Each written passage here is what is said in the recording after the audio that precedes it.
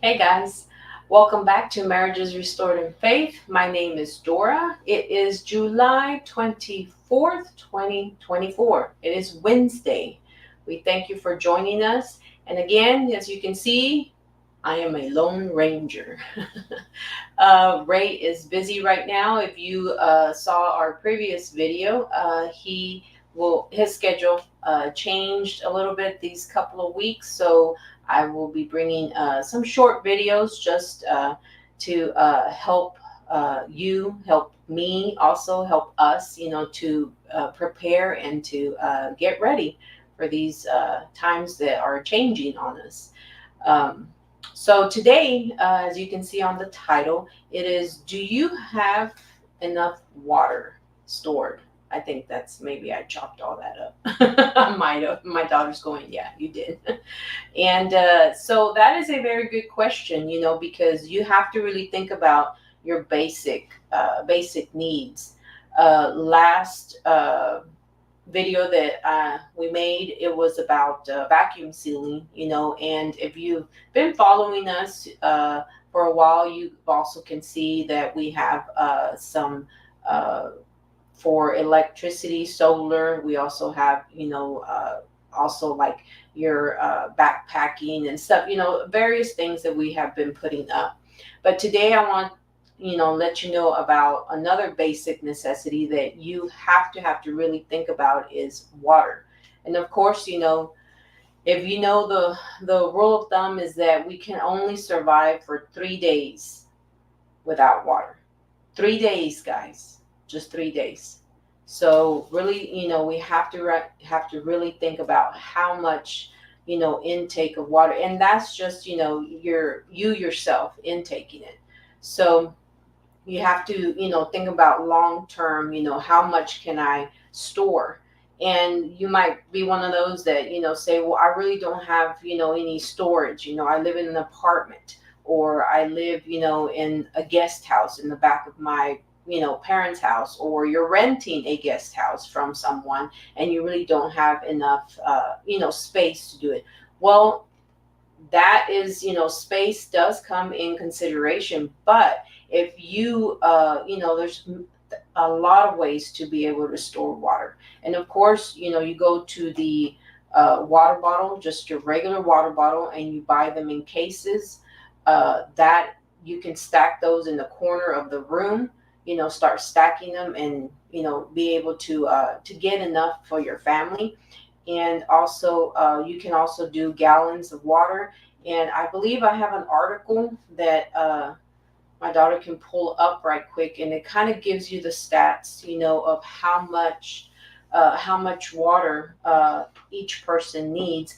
And this is just one that I looked for. And there's a lot of information out there, of how to be able to store your water, how to be able to how much intake of water. And this right here gives you a rough, an estimate of how much, which is 1 gallon per person. Now think about it. That is just for you to drink. They're not talking about bathing. They're not talking about cooking. They're not talking about, hygiene needs, things like that. This is just an intake of 1 gallon, per person. Uh, so if you really want to narrow it down to your family, and I would suggest do a rough run through your home, and see exactly how much water your family goes through. Shut off the water from in your house, and do a whole day of, we're just getting water to our essentials, and how much water you actually, your family actually goes through. So that would be a great exercise to do. That way you can, know exactly, hey, this is how much I'm going to put away. Yes, it says, a gallon per person per day, but you got to really think about, your hygiene, your cooking, your so that's just, a rough estimate there. And if you go down through the that article, she does a very good way there of giving you the stats for 7 days, for 10 days. And then she also gives you uh, she goes from 10 days to 14 days, and she gives you cases, she gives you the gallons and the jugs, liters, so there's a lot of ways that you can store your water. So depending on your needs, depending on how big your family is, depending on how like I said, if you really really want to narrow it down and say, okay, this is true. My family does go through, a gallon per person, or you can up it, and say, hey, we need, 3 to 4 gallons per person per day. So that would be a great exercise to do that. And I like how she puts on here, if you at the very bottom where she tells you, that when she buys, the sodas, that are in the liters, she will, save them so she can just store water from her faucet. And those, I was talking to my daughter, I said, those are pretty, slim. You can just store them in the corners of the rooms, or find an area where you can have those.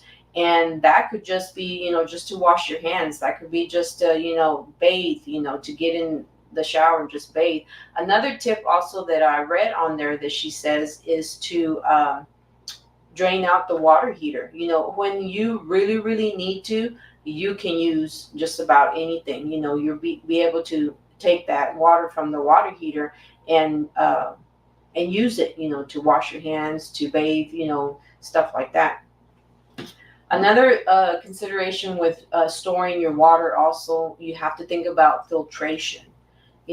How can I, like the lady, they're giving you that tip about the liters, that water is great, for washing hands. And if she is getting it from her faucet, that's great. You can probably drink it, depending on what area you're in. Here in West Texas, we do not drink faucet water.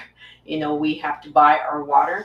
But if you are in areas like that, or even if you're out in the remote area, you have to look into filtration, how to filter your water. So these are just two different types of filtration that we have, that we implement into our bug out bag, and into just to make sure, just in case you need them. If you're not storing enough drinking water.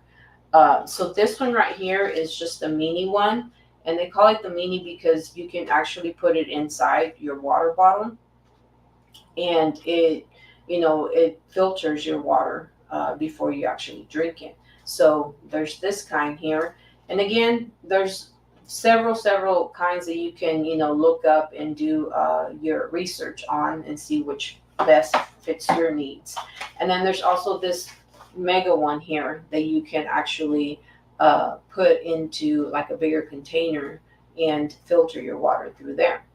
So there are different varieties that you can do. And I've also have not done it yet, but have read that people also they can water. And you might say, what? Well, it's pretty much just bottling your own water. You put it in a pint size or a quart size, and you process it. You can it. And I've heard people, do that as well. And so, if that's something that you would like to look into, do some research on it. But I have seen some people that will do can their water, and I believe that they're like the gallon size quarts that they have. So, look into that and do your research if that is something that you're wanting to look into. But we really, really have to, think about, how we're going to be able to have enough drinking water. Because you might say, okay, well, I've been storing water, for a while, but you're going through it, and that was a mistake that we made a couple of years back before. I can't remember what year it was that we had a snow frost, like it just completely freezed over here in West Texas where we live. And we have been gathering water, and we're like, okay, we need to slow down. We've got too much water. Well, we needed that water. Good thing we had it, but we used our reserves. So we had to stock back up again. So when you think you have enough water, you probably don't. So just remember, a great tip would be, shut off, turn off your valve in your home, and do run a quick, exercise, and see, exactly how much water your family, goes through, and that will give you a great point, where to start, how to start and where to start. But so just wanted to bring that out to y'all, about water. It's very basic need. It is essential for us to have. Again, you can only live for 3 days without water, so that should be your top priority, one of your top priorities, to start prepping and to start storing it. Well, thank you guys, for joining us. Again, bear with us. We will be bringing some short videos, to help each other out. If you have any other, ways of storing your water, that go ahead and give us that comment down there in our comment section, and we are very, very willing to hear you out, and to learn. That's what we're here for. So thank you again, guys, and we'll see you on the next one.